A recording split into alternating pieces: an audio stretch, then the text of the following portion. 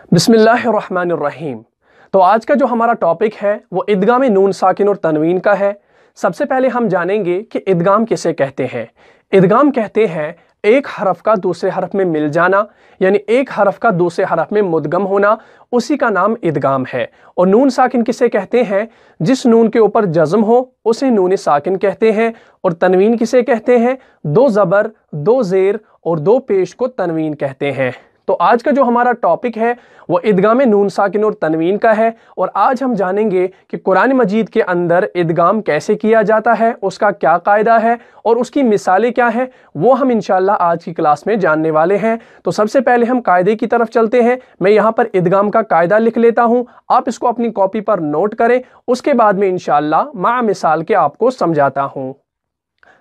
तो कायदा मैंने यहाँ पर लिखा, आप इस कायदे पर गौर करें। हमने लिखा अगर नून साकिन या तनवीन के बाद हरूफ इदगाम में से कोई हरफ आ जाए तो वहां इदगाम होगा और तजदीद होने की वजह से ज्यादा जोर अगले वाले हरफ पर दिया जाएगा और इसको गुन्ना के साथ अदा किया जाएगा।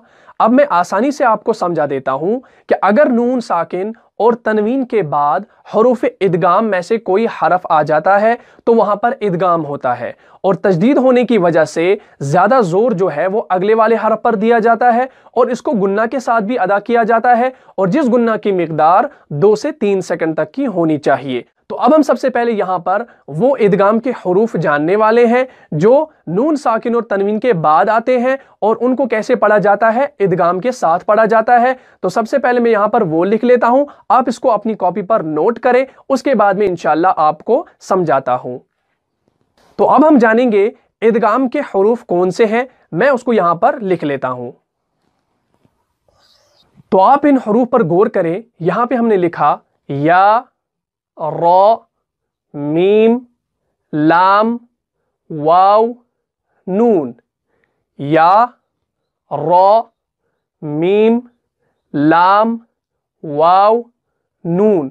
आसानी से हम इसको कैसे याद रखेंगे? इनको हम यरमलून कहते हैं। या, रॉ, मीम, लाम, वाव, नून, इनको हम अगर मिलाकर पढ़ेंगे तो यरमलून होता है ऐसे। तो इनको हम यरमलून पढ़ते हैं। तो आप इन हरूफ पर गौर करें। मैंने यहां पर जो हरूफ यरमलून जो कि इदगाम के हरूफ है वो लिख लिए। अब हम इनमें ये जानेंगे इनमें से वो हरूफ कौन से हैं जो गुन्ना के साथ अदा होते हैं और वो हरूफ कौन से हैं जो बगैर गुन्ना के अदा होते हैं।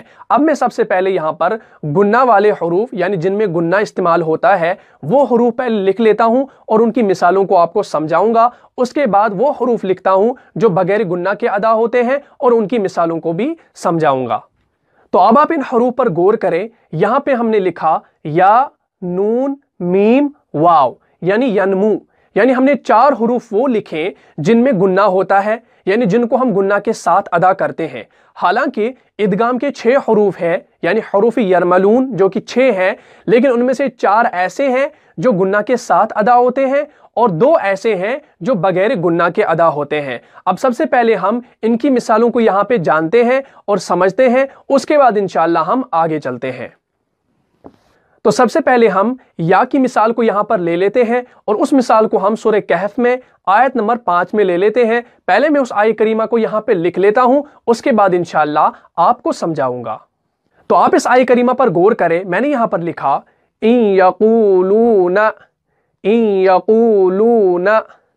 तो अब आप गौर करें। सबसे पहले हमें जहन में यह होना चाहिए कि हमारा कायदा क्या है। हमारा कायदा है नून साकिन और तनवीन के बाद अगर हरूफ इदगाम में से कोई हरफ आ जाए तो वहां पर क्या होगा? वहां पर इदगाम होगा, यानी एक हरफ दूसरे हरफ में मिल जाएगा और तशदीद होने की वजह से ज्यादा जोर जो है वो अगले वाले हरफ पर दिया जाएगा और इसको गुन्ना के साथ भी अदा किया जाएगा, जिस गुन्ना की मिकदार 2 से 3 हरकत की होगी।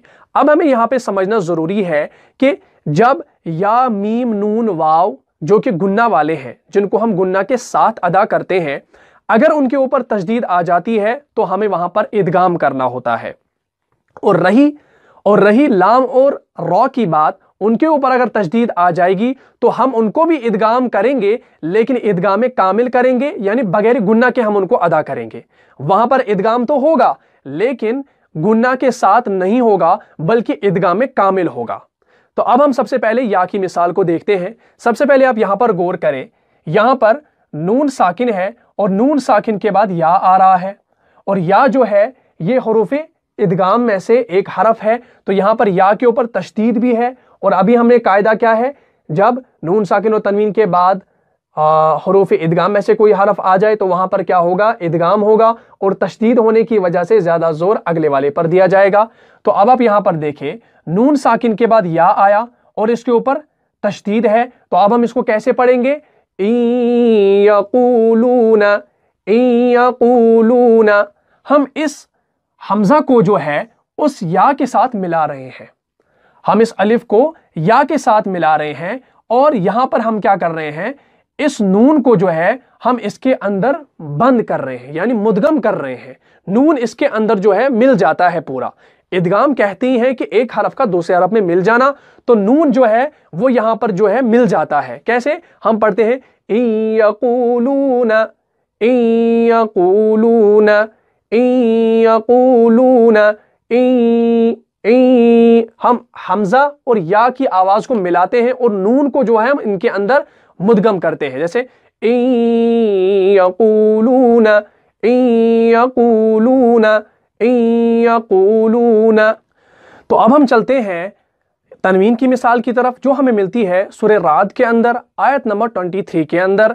पहले मैं उस आयत करीमा को यहां पे लिख लेता हूं, उसके बाद इंशाअल्लाह आपको समझाऊंगा। तो आप इस आयत करीमा पर गौर करें, यहां पे हमने लिखा अदनी यदखुलूनहा। तो अब हमारा कायदा है वो नून साकिन और तनवीन का है। अब यहां पर हमने नून साकिन की बात कर ली, अब हम नीचे तनवीन की बात करेंगे कि यहां पर नून के नीचे तनवीन है, तो तनवीन के बाद या आया, और या जो है ये हुरूफ इदगाम में से एक हरफ है, और इस या के ऊपर तशदीद भी है, तो यहां पर क्या होगा, इदगाम होगा। तनवीन के बाद आया तो इदगाम होगा, यानी इस तनवीन को हम या में क्या करेंगे, मिलाएंगे, मुदगम करेंगे। कैसे, अदनी नी नी यदखुलूनहा, अदनी यदखुलूनहा, अदनी नी नी नी। हम यहाँ पे या को और इस तनवीन को आपस में क्या कर रहे हैं, मुदगम कर रहे हैं। कैसे, अदनी यदखुलूनहा, अदनी नी, ये या की आवाज हम निकाल रहे हैं, अदनी ये जो हम कर रहे हैं, यानी हम या और तनवीन को आपस में क्या कर रहे हैं, मुदगम कर रहे हैं, इदगाम कर रहे हैं। कैसे, अदनी यदखुलूनहा, अदनी यदखुलूनहा, अदनी यदखुलूनहा। तो उम्मीद है आपको समझ में आया होगा। अब हम चलते हैं मीम की मिसाल की तरफ। तो अब जो हम मीम की मिसाल को ले लेते हैं सूरह बकरा के अंदर आयत नंबर 130 के अंदर। पहले मैं उस आयत करीमा को यहां पे लिख लेता हूं। अब आप इस आयत करीमा पर गौर करें, यहां पे हमने लिखा अम्मिल्लति, अम्मिल्लति। यहां पर अगर आप गौर करें, यहां पर नून साकिन के बाद मीम मुशद्दद आ रहा है, और नून साकिन और तनवीन के बाद अगर या मीम नून वाव आ जाए तो इदगाम होगा, और तजदीद होने की सूरत में ज्यादा जोर जो है अगले वाले पर दिया जाएगा। तो यहां पर मीम के ऊपर तजदीद है तो ज्यादा जोर मीम पर दिया जाएगा। तो हम कैसे पढ़ते हैं, अम्मिल्लति। नून को हम बिल्कुल भी अदा नहीं कर रहे, यानी नून कहां जाता है, नून इस मीम के अंदर क्या हो जाता है, मुदगम हो जाता है, यानी इसके अंदर मिल जाता है। इसी का नाम इदगाम है। कैसे, अम्मिल्लति, अम्मिल्लति। अगर आप ध्यान दें, ये आइन जो है इस मीम के साथ हम मिलाकर पढ़ते हैं। कैसे, अम्मिल्लति। अब नून साकिन कहां जाता है, वो इस मीम के अंदर क्या हो जाता है, जज्ब हो जाता है, मिल जाता है। इसी का नाम इदगाम है। तो हम क्या करते हैं, अम्मिल्लति, और नून साकिन के बाद मीम मुशद्दद जो है ये कुरान में हर जगह आता है। नून साकिन के बाद अगर कभी भी मीम आए तो वो बिना तजदीद के नहीं आएगा। आप पूरे कुरान में देख सकते हैं, नून साकिन के बाद अगर मीम आ जाता है वो तजदीद से खाली नहीं होता, बल्कि उसके ऊपर तजदीद जरूरी और लाजमी होती ही होती है। आप कुरान के अंदर देख सकते हैं। तभी यहां पर क्या कर रहे हैं हम, अम्मिल्लति इब्राहीम, अम मिल्लति, अम मिल्लति, अम मिल्लति। आइन और मीम को हम मिला रहे हैं और नून कहाँ जाता है, वो इसके अंदर जज्ब हो जाता है, मुदगम हो जाता है, इसी का नाम इदगाम है। तो अब हम चलते हैं इसी मीम की तनवीन की मिसाल की तरफ जो सूरह राद के अंदर आयत नंबर 27 के अंदर है। पहले मैं उस आयत करीमा को यहां पे लिख लेता हूं, उसके बाद इंशाअल्लाह आपको समझाऊंगा। तो अब आप इस आयत करीमा पर गौर करें। हमने यहां पर लिखा आयतुम मिर रब्बिही, आयतुम मिर रब्बिही। तो अब आप यहां पर ध्यान दें, यहां पर तनवीन के बाद मीम मुशद्दद आ रहा है, तो यहां पर क्या होगा, यहां पर इदगाम होगा, गुन्ना के साथ होगा। गुन्ना के साथ क्यों होगा, क्योंकि 4 हुरूफ जो है या मीम नून वाव, इनमें गुन्ना के साथ ही इदगाम होता है। तो यहां पर मीम है तो यहां पर क्या होगा, इदगाम होगा। तो इस तनवीन को हम इस मीम में क्या करेंगे, मिलाकर पढ़ेंगे, इदगाम करेंगे। कैसे, आयतुम मिर रब्बिही, आयतुम मिर रब्बिही, आयतुम, तुम। तनवीन को मीम के अंदर क्या किया, जज्ब कर लिया। आयतुम मिर रब्बिही, आयतुम मिर रब्बिही। तो उम्मीद है आपको समझ में आया होगा। अब हम चलते हैं नून की मिसाल की तरफ। तो अब जो हमारी नून की मिसाल है उसको हम ले लेते हैं सूरह इब्राहिम में से, आयत नंबर 11 में से। तो सबसे पहले मैं उस आयत करीमा को यहां पे लिख लेता हूं, उसके बाद इंशाअल्लाह आपको समझाऊंगा। तो अब आप इस आयत करीमा पर गौर करें। यहां पर हमने लिखा लना अन्नतियकुम। अब आप यहां पर ध्यान दें, यहां पे नून साकिन के बाद नून मुशद्दद आ रहा है, तो यहां पर इदगाम होगा, गुन्ना के साथ होगा। कैसे, लना अन्नतियकुम, अन्नतियकुम, अन्नतियकुम। अब आप यहां पर ध्यान दें, यहां पे जो नून साकिन है ये एक नून है, और नून मुशद्दद जो है ये 2 नून है, क्योंकि मुशद्दद जो होता है वो 2 के बराबर होता है, तशदीद जो होती है वो 2 के बराबर होती है। तो इस नून मुशद्दद के अंदर कितने नून है, 2 नून है। तो ये नून साकिन और ये वाले 2 नून हो गए 3 नून। लेकिन हम जब पढ़ते हैं हम सिर्फ 2 ही नून को पढ़ते हैं। कैसे, अन हो गए 1 नून, ना हो गए 2 नून, तो हम 2 को पढ़ते हैं। लेकिन यहां पर 3 है। ये नून साकिन कहां जाता है, ये नून साकिन जो है इस नून मुशद्दद के अंदर जो है मुदगम हो जाता है, तो इसी का नाम जो है इदगाम है। तो अब हम देखें, लना अन्नतियकुम, लना अन्नतियकुम। तो ऐसे ही आपको ये समझ में आया होगा। अब हम चलते हैं वाव की मिसाल की तरफ। तो अब जो हमारी वाव की मिसाल है उसको हम ले लेते हैं सूरह राद के अंदर, आयत नंबर 11 के अंदर। पहले मैं उस आयत करीमा को यहां पे लिख लेता हूं, उसके बाद इंशाअल्लाह आपको समझाऊंगा। तो अब आप इस आयत करीमा पर गौर करें। यहां पे हमने लिखा मिवालिन, मिवालिन। अब आप यहां पर ध्यान दें, यहां पे नून साकिन है और इसके बाद वाव मुशद्दद वाला आ रहा है, तो यहां पर क्या होगा, इदगाम गुन्ना के साथ होगा। तो हम इसको कैसे पढ़ेंगे, मिवालिन, मिवालिन। हम म्यू पढ़ रहे हैं, मीम को इस वाव के साथ मिलाकर पढ़ रहे हैं, और नून साकिन जो है वो इस वाव के अंदर मुदगम हो जाता है, इस तशदीद के अंदर वो मिल जाता है। तो हम इसको कैसे पढ़ते हैं, मिवालिन। और अगर हम दूसरी जगह देखें, जैसे जन्नातिन व उयून, ऐसे, तो यहां पर भी हम क्या कर रहे हैं, जन्नातिन, त्यों त्यों त्यों, हम त्यों कर रहे हैं। इस तनवीन को हम इस वाव के साथ मिलाकर पढ़ रहे हैं, तो यहां पर क्या है, वाव जो है ये अदा हो जाता है इदगाम के साथ। तो हम कैसे पढ़ेंगे, मिवालिन, मिवालिन। 2 से 3 हरकत तक का गुना करना है। जन्नतिन व उयून, जन्नतिन व उयून।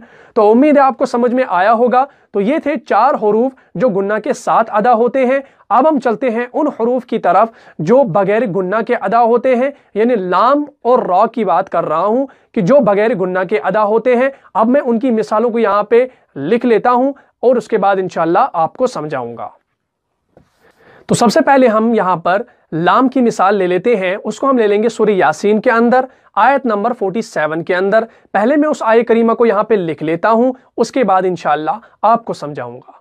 اب آپ اس آیت کریمہ پر غور کریں، یہاں پہ ہم نے لکھا مَن لَوْ يَشَاءُ اللَّهُ، تو اب آپ یہاں پر دھیان رکھیں، یہاں پہ نون ساکن کے بعد لام مشدد آیا تو یہاں پر کیا ہوگا؟ ادغام ہوگا، لیکن بغیر گنہ کے ہوگا، ادغام کامل ہوگا۔ نون ساکن کے بعد لام آ رہا ہے تو ہمیں یہاں پر گنہ نہیں کرنا ہے، بلکہ ہمیں سیدھا یہاں پہ اس کو ادا کرنا ہے۔ اگر آپ نے دیکھا ہو ابھی ہم نے جو 4 حروف یا میم نون واو پڑھے، وہ اگر نون ساکن و تنوین کے بعد آتے تھے تو ہمیں وہاں پہ گنہ کے ساتھ ادغام کرنا ہوتا تھا، لیکن یہاں پر لام جو ہے اس کو بغیر گنہ کے ادا کرنا ہے۔ اگر یہاں پر ہم مثال لیں، اگر یہاں پہ من یشاء ہوتا ایسے، تو یہاں پہ نون ساکن کے بعد یا آ جاتا تو ہم اس کو کیسے پڑھتے؟ من یشاء، من یشاء، تو ہم یہاں پر یا کو جو ہے اور اس کو تھوڑا سا ہم کھینچتے، 2 سے 3 حرکت تک کا اس میں گنہ کرتے، لیکن یہاں پر ہمیں گنہ نہیں کرنا ہے۔ ہمیں یہاں پہ کیسے پڑھنا ہے؟ مَن لَوْ يَشَاءُ اللَّهُ، مَن لَوْ يَشَاءُ اللَّهُ، تو ہم یہاں پہ مَن لَوْ جلدی سے ادا کر رہے ہیں، ہم یہاں پہ مَن لَوْ ایسے نہیں پڑھ سکتے، ہم لام کو نہیں کھینچ سکتے۔ لام اور را جو ہے اس صورت میں کیا ہوگا؟ ادغام بغیر گنہ کے ہوگا، یعنی ادغام کامل ہوگا۔ کیسے؟ مَن لَوْ يَشَاءُ اللَّهُ، مَن لَوْ يَشَاءُ اللَّهُ، مَن لَوْ، مَن لَوْ، میم اور لام کو ملائیں گے، نون ساکن کو نہیں پڑھیں گے۔ کیوں؟ کیونکہ ہمیں یہاں پہ ادغام کرنا ہے لیکن بغیر گنہ کرنا ہے، یعنی ادغام کا مطلب ہے ایک حرف کا دوسرے حرف میں مل جانا، تو ہم اس میم کو اس کے اندر ملائیں گے۔ کیسے؟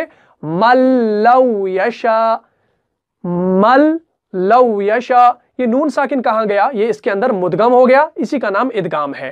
مَن لَوْ يَشَاءُ اللَّهُ، تو امید ہے آپ کو سمجھ میں آیا ہوگا۔ اب ہم چلتے ہیں آخری مثال کی طرف، جو ہے را کی مثال۔ پہلے میں اس کو یہاں پہ لکھ لیتا ہوں۔ تو اب جو ہماری را کی مثال ہے اس کو ہم لے لیتے ہیں سورہ بقرہ کے اندر آیت نمبر 173 کے اندر۔ پہلے میں اس آیت کریمہ کو یہاں پہ لکھ لیتا ہوں، اس کے بعد انشاءاللہ آپ کو سمجھاؤں گا۔ تو اب آپ اس آیت کریمہ پر غور کریں، یہاں پہ ہم نے لکھا غفور الرحیم۔ اب آپ یہاں پر دھیان دیں، یہاں پہ را کے اوپر تنوین ہے، تنوین کے بعد را مشدد آ رہا ہے، تو یہاں پر کیا ہوگا؟ یہاں پہ ادغام ہوگا لیکن بغیر گنہ کے ہوگا۔ کیسے؟ غفور الرحیم، غفور الرحیم، ہم اس کو سیدھا ادا کر رہے ہیں، ہم اس کو کھینچ نہیں رہے۔ اگر ہم اس کو کھینچیں گے تو یہ کچھ پڑھنے میں ایسا ہوگا غفور الرحیم، تو یہ ہو جائے گا، یعنی را جو ہے یہ اٹک جائے گا، یعنی زبان ہماری اوپر والے تالوں کے ساتھ اٹک جائے گی، تو یہ پڑھنے میں نہیں آئے گا، بلکہ کیسے ہم اس کو پڑھیں گے؟ غفور الرحیم، غفور الرحیم، غفور الرحیم۔ تو امید ہے آپ کو سمجھ میں آیا ہوگا۔ آپ اتنا یاد رکھیں، جب نون ساکن و تنوین کے بعد یا میم نون واو آ جائے اور ان کے اوپر تشدید ہو تو وہاں پر کیا ہوگا؟ وہاں پہ ادغام ہوگا، گنہ کے ساتھ ہوگا، اور اس گنہ کی مقدار 2 سے 3 حرکت کی ہوگی۔ اور اگر لام اور را نون ساکن اور تنوین کے بعد آ جاتے ہیں تو وہاں پر کیا ہوگا؟ ادغام ہوگا لیکن گنہ کے بغیر ہوگا، اور وہاں پر ہمیں اس کو کھینچنا نہیں ہے بلکہ ادغام کامل کرنا ہے۔ تو امید ہے آپ کو یہ سمجھ میں آیا۔ سب سے پہلے ہم یہ جانیں گے کہ اخفا کسے کہتے ہیں۔ اخفا کہتے ہیں چھپانے کو، یعنی آواز کو چھپانا، اسی کو اخفا کہا جاتا ہے۔ اب اس کے بعد آتا ہے نون ساکن۔ اب نون جو کہ حروف تہجی کے اندر آپ نون پڑھتے ہیں، یہ اسی نون کی بات ہے۔ اب اس کے ساتھ ساکن آ رہا ہے۔ اب یہاں پر جو ہے ساکن کو سمجھنا ضروری ہے۔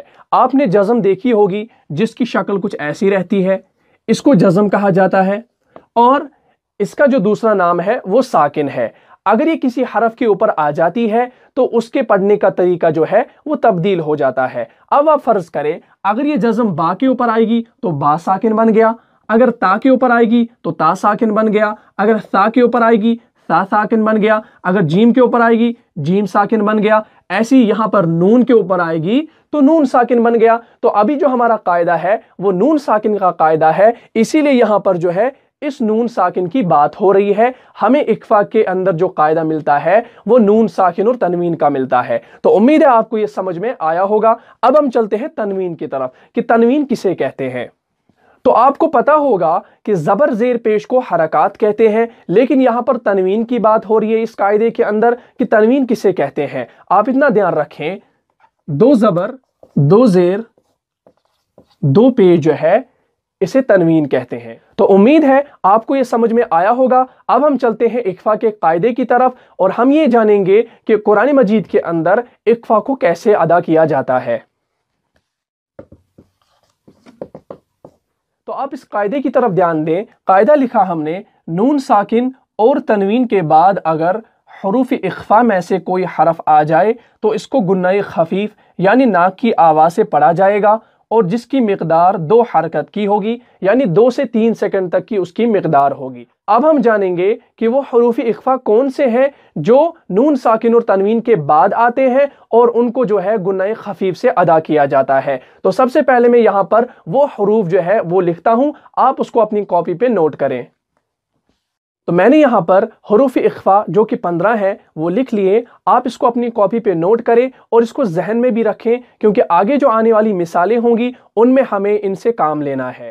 سب سے پہلے ہم ان کو پڑھتے ہیں، تا، ثا، جیم، دال، ذال، زا، سین، شین، صاد، ضاد، طا، ظا، فا، قاف، کاف۔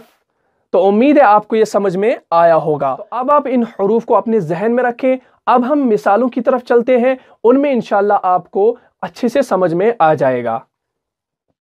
تو اب آپ نے جانا کہ نون ساکن اور تنوین کسے کہتے ہیں۔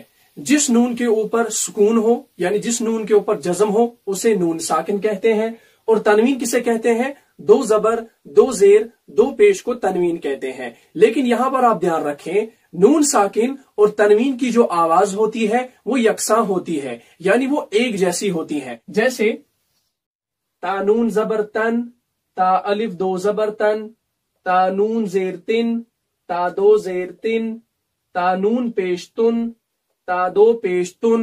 اب آپ یہاں پر دیکھیں، شکلیں جو ہے وہ الگ الگ ہے لیکن آواز جو ہے وہ ان کی یکساں ہے۔ کیسے؟ یہاں پہ نون ساکن ہے، یہاں پہ تنوین ہے، یہاں پہ نون ساکن ہے، یہاں پہ تنوین ہے، یہاں پہ نون ساکن ہے، یہاں پہ تنوین ہے۔ اور اب آپ نے جانا کہ نون ساکن اور تنوین کی جو آواز ہوتی ہے وہ یکساں ہوتی ہے، لیکن ہمارا جو قاعدہ ہے وہ اخفا کا قاعدہ ہے۔ کہ قاعدہ کیا ہے؟ جب نون ساکن اور تنوین کے بعد حروف اخفا کے حروف میں سے کوئی ایک حرف آ جاتا ہے تو وہاں پر گناہ خفیف سے اس کو ادا کیا جاتا ہے، یعنی ناک میں آواز کو چھپایا جاتا ہے، جس کی مقدار 2 حرکت کی ہوتی ہے، یعنی 2 سے 3 سیکنڈ کی۔ تو اب ہم چلتے ہیں مثالوں کی طرف، اس سے آپ کو انشاءاللہ سمجھ میں آ جائے گا۔ تو اب جو ہماری پہلی مثال ہے اس کو ہم لے لیتے ہیں سورہ نمبر 5 آیت نمبر 118 میں۔ پہلے میں اس کو یہاں پر لکھ لیتا ہوں، اس کے بعد انشاءاللہ آپ کو سمجھاؤں گا۔ تو اب آپ اس آیت کریمہ پر غور کریں، یہاں پہ میں نے لکھا وَإِن تَغْفِرْ لَهُمْ فَإِنَّكَ۔ تو اب ہم اس میں اخفا کو استعمال کرتے ہیں۔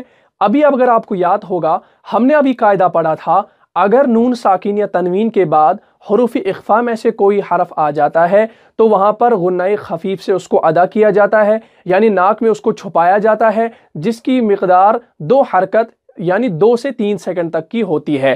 اب آپ یہاں پر دھیان دیں، اس آیت کریمہ میں یہاں پہ اگر آپ دھیان دیں گے، یہاں پہ نون ساکن کے بعد تا آ رہا ہے،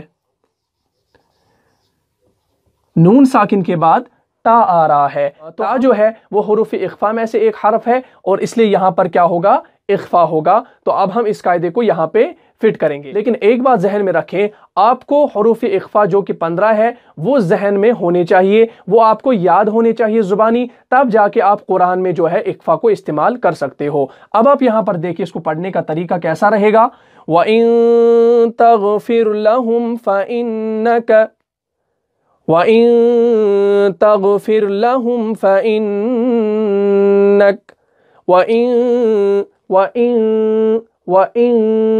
وَإِن، اور نون کو ہم کیا کر رہے ہیں؟ نون کو ہم چھپا رہے ہیں، ہم نون کو پورا نہیں پڑھ رہے ہیں۔ ہم نے اس سے پہلے جو دیکھا تنوین اور نون ساکن کی جو آواز یکساں ہوتی ہے، جیسے حمزہ نون زیر ان، حمزہ نون زیر ان، تو ہم ان نہیں کر رہے ہیں یہاں پہ۔ کیوں نہیں کر رہے؟ کیونکہ نون ساکن کے بعد تا آ رہا ہے، اس لیے ہم یہاں پہ اس کو ظاہر نہیں کر رہے بلکہ گنہ کر رہے ہیں، بلکہ ہم اخفا کر رہے ہیں، بلکہ ہم چھپا رہے ہیں۔ ہم نون کو نہیں پڑھ رہے، ہم اس کو چھپا رہے ہیں۔ کیسے؟ وَإِن تَغْفِرْ لَهُمْ، اور ہم جو اس نون میں اخفا کر رہے ہیں یعنی چھپا رہے ہیں، وہ کتنے سیکنڈ کا کر رہے ہیں؟ ہم 2 سے 3 سیکنڈ کا، یعنی 2 حرکت کا۔ وَإِن تَغْفِرْ لَهُمْ، وَإِن تَغْفِرْ لَهُمْ، وَإِن تَغْفِرْ لَهُمْ۔ تو امید ہے آپ کو یہ سمجھ میں آیا ہوگا۔ اب ہم چلتے ہیں دوسری مثال کی طرف، جو اسی کی مثال ہے، تا کی ہی مثال ہے، لیکن تنوین میں اس کو کیسے پڑھا جاتا ہے۔ تو آپ اس آیہ کریمہ پر غور کریں۔ میں نے لکھا تحمل کل انثی وما تغیض الارحام۔ تو اب آپ یہاں پر دھیان رکھیں کہ یہاں پر ہمیں جو ہے سا کی مثال ملتی ہے۔ آپ اگر یہاں پر غور کریں گے، یہاں پر نون آ رہا ہے، یعنی نون اور اس کے اوپر جزم ہے، تو یہ نون ساکن ہوا، تو اس کے بعد سا آ رہا ہے۔ اور اگر آپ کو یاد ہوگا حروف اخفا کے حروف میں سے یہ ایک حرف یہاں پہ آ رہا ہے، تو یہاں پر کیا ہوگا؟ اخفا کا قاعدہ ہوگا، یعنی ہمیں اس نون کو یہاں پہ چھپانا ہے، ظاہر نہیں کرنا بلکہ گنہ کرنا ہے، اور اس گنہ کی مقدار 2 سے 3 سیکنڈ کی ہوگی۔ تو ہم اس کو کیسے پڑھیں گے؟ تحمل کل انثی، تحمل کل انثی، تحمل کل انثی، تحمل کل انثی وما تغیض الارحام، تحمل کل انثی وما تغیض الارحام، تحمل کل انثی، انثی۔ تو جو ہماری تیسری مثال ہے اس کو ہم لے لیتے ہیں سورہ نمبر 14 میں اور آیت نمبر 6 میں۔ پہلے میں اس آیہ کریمہ کو یہاں پہ لکھ لیتا ہوں۔ تو اس آیہ کریمہ پر آپ غور کریں، میں نے یہاں پر لکھا علیکم اذ انجاکم من آل۔ تو اب آپ یہاں پر دھیان رکھیں، یہاں پر نون ساکن ہے، نون ساکن کے بعد جیم آ رہا ہے، اور جیم جو ہے وہ حروف اخفا کے حروف میں سے ایک حرف ہے۔ اگر آپ کو یاد ہوگا تا، سا، جیم، تو جیم آیا، تیسرا حرف ہے، تو یہاں پر نون ساکن کے بعد جیم آیا تو کیا ہوگا؟ اخفا کا قاعدہ ہوگا۔ تو ہم اس کو کیسے پڑھیں گے؟ علیکم اذ انجاکم، علیکم اذ انجاکم، علیکم اذ انجاکم، علیکم اذ انجاکم۔ اب آپ یہاں پر آگے چلے، جو ہماری پچھلی کلاس تھی جو کہ کلاس نمبر 7 تھی، اس میں اگر آپ نے دیکھا ہوگا ہم نے وہاں پر میم ساکن کے قاعدے پڑھے تھے، اور ہم نے پڑھا تھا اخفا شفی، ادغام شفی اور اظہار شفی، اور یہاں پر جو قاعدہ ہو رہا ہے وہ ادغام شفی کا ہو رہا ہے۔ اگر آپ دیکھ سکتے ہیں میم ساکن کے بعد میم مشدد آ رہا ہے تو کیا ہوگا؟ ادغام شفوی ہوگا۔ تو اس قاعدے کا بھی خیال رکھنا ہے۔ پھر جب ہم اس کو پڑھیں گے، کیونکہ یہاں پر بھی جو گنہ ہوگا، تو اس کو کیسے پڑھیں گے؟ علیکم اذ انجاکم من آل۔ تو آپ کو سمجھ میں آیا کہ تو قرآن مجید میں جب آپ آیت کو پڑھیں گے، جو قاعدہ آئے گا، چاہے نون مشدد آ جائے، چاہے اخفا آ جائے، چاہے قلقلہ آ جائے، چاہے کوئی بھی قاعدہ آ جائے، تو آپ کو اس کو ذہن میں رکھنا ہے اور آپ قرآن کو جو ہے صحیح طریقے سے پڑھ پائیں گے۔ تو یہ تھی تیسری مثال۔ اب ہم چلتے ہیں چوتھی مثال کی طرف۔ تو اب جو ہماری چوتھی مثال ہے اس کو ہم لے لیتے ہیں سورہ نمبر 6 آیت نمبر 99 کے اندر۔ پہلے میں اس آیہ کریمہ کو یہاں پہ لکھ لیتا ہوں، اس کے بعد انشاءاللہ آپ کو سمجھاؤں گا۔ تو اس آیہ کریمہ پر آپ غور کریں، میں نے لکھا وَمِنَ النَّخْلِ مِن طَلْعِهَا قِنْوَانٌ دَانِيَةٌ۔ میں نے اس کو الگ الگ حروف لے کر پڑھا۔ اب آپ یہاں پر دھیان رکھیں، ہمارا جو ہے قاعدہ ہے وہ اخفا، نون ساکن اور تنوین کا ہے۔ اب ہم یہاں پر دیکھیں، یہاں پہ نون ساکن ہے اور نون ساکن کے بعد طا آ رہا ہے، تو یہاں پر اخفا ہوگا۔ کیوں اخفا ہوگا؟ کیونکہ نون ساکن کے بعد حروف اخفا کا حرف آ رہا ہے۔ اگر آپ دیکھیں تا، سا، جیم دال ذال زا سین شین صاد ضاد طا، تو طا جو ہے یہ بھی حروف اخفا کا حرف ہے، تو اب یہاں پر کیا ہے، نون ساکن کے بعد طا آیا تو اخفا ہوگا، تو یہ کیسے پڑھیں گے، وَمِنَ النَّخْلِ مِن طَلْعِهَا من طلعها، اس نون کو ہم نے ظاہر نہیں کیا بلکہ ہم نے اس کو چھپایا، ہم نے اخفا کیا، وَمِنَ النَّخْلِ مِن طَلْعِهَا من نہیں کیا، من طلعها، اب آپ نیچے دیکھیں قنوان دانیہ، قنوان دانیہ، اب یہاں پر دیکھیں یہاں پہ نون ہے، اس نون کے اوپر دو پیش ہے، یعنی اس کے اوپر تنوین ہے، اور قاعدہ کیا ہے، نون ساکن اور تنوین کے بعد اگر حروف اخفا کا حرف آ جائے تو وہاں پہ گناہ خفیف سے اس کو ادا کیا جائے گا۔ اب یہاں پر تنوین کے بعد دال آ رہا ہے، اور دال جو ہے یہ بھی حروف اخفا کا حرف ہے، تو تنوین کے بعد اگر اخفا کا حرف آ جائے تو یہاں پر بھی کیا ہوگا، اخفا ہوگا، تو کیسے پڑھیں گے، وَمِنَ النَّخْلِ مِن طَلْعِهَا قِنْوَانٌ دَانِيَةٌ، قِنْوَانٌ قِنْوَانٌ دَانِيَةٌ، قِنْوَانٌ دَانِيَةٌ، قِنْوَانٌ دَانِيَةٌ۔ اب آپ یہاں پر غور کریں، آپ کے ذہن میں آیا ہوگا کہ یہاں پہ جو نون ساکن ہے تو ہم نے یہاں پر اس کو کیوں ظاہر کیا، ہم نے یہاں پر پڑھا قنوانن، قنوانن، ہم نے قن کیا، باقی جگہوں پہ ہم نے ہم نے یہاں پہ یہاں پہ کیا یعنی اخفا کیا، یہاں پہ ہم نے کیوں ظاہر کیا، کیونکہ یہاں نون ساکن کے بعد واو آ رہا ہے، اور واو جو ہے، کیونکہ اگر آپ دیکھ سکتے ہیں یہاں نون ساکن کے بعد واو آ رہا ہے، اور واو جو ہے وہ حروف اخفا کا حرف نہیں ہے، آپ اگر دیکھیں تا ثا جیم دال زال زا سین شین صاد ضاد طا ظا فا قاف کاف، واو نہیں آیا، تو اس کا مطلب ہوا کہ واو جو ہے وہ حروف اخفا کا حرف نہیں ہے، اس لیے ہم نے قاعدہ پڑھا ہے اگر نون ساکن اور تنوین کے بعد حروف اخفا کے 15 حروف آ جاتے ہیں تب وہاں پر اخفا ہوتا ہے، یہاں پر واو ہے، یہ تو اخفا کا حرف نہیں ہے، تو اس لیے ہم نے یہاں پہ نون کو اخفا نہیں کیا، ہم نے نون کو نہیں چھپایا بلکہ ہم نے نون کو ظاہر کیا، کیسے پڑھا، قنوان قنوان، اب آپ دیکھیں وَمِنَ النَّخْلِ مِن طَلْعِهَا قِنْوَانٌ دَانِيَةٌ، وَمِنَ النَّخْلِ مِن طَلْعِهَا قِنْوَانٌ دَانِيَةٌ، قِنْوَانٌ دَانِيَةٌ۔ تو امید ہے آپ کو یہ سمجھ میں آیا ہوگا، تو آپ یہ ذہن میں رکھیں جب نون ساکن اور تنوین کے بعد وہ 15 حروف یعنی اخفا کے 15 حروف میں سے کوئی حرف آ جاتا ہے تو وہاں پر اخفا ہوگا، اس کے علاوہ اگر کوئی حرف آ جائیں گے تو وہاں پر اخفا نہیں ہوگا، آپ اس کو ذہن میں رکھیں، اور آپ کو جو اخفا کے حروف جو ہے جو کہ 15 ہے وہ آپ کو یاد ہونے چاہیے، تب جا کے آپ جو ہے قرآن میں اس کو استعمال کر سکتے ہو۔ تو امید ہے آپ کو سمجھ میں آیا ہوگا، تو مجھے اجازت دیجیے اور مجھے دعاؤں میں خصوصی یاد رکھیے گا۔ السلام علیکم ورحمۃ اللہ وبرکاتہ۔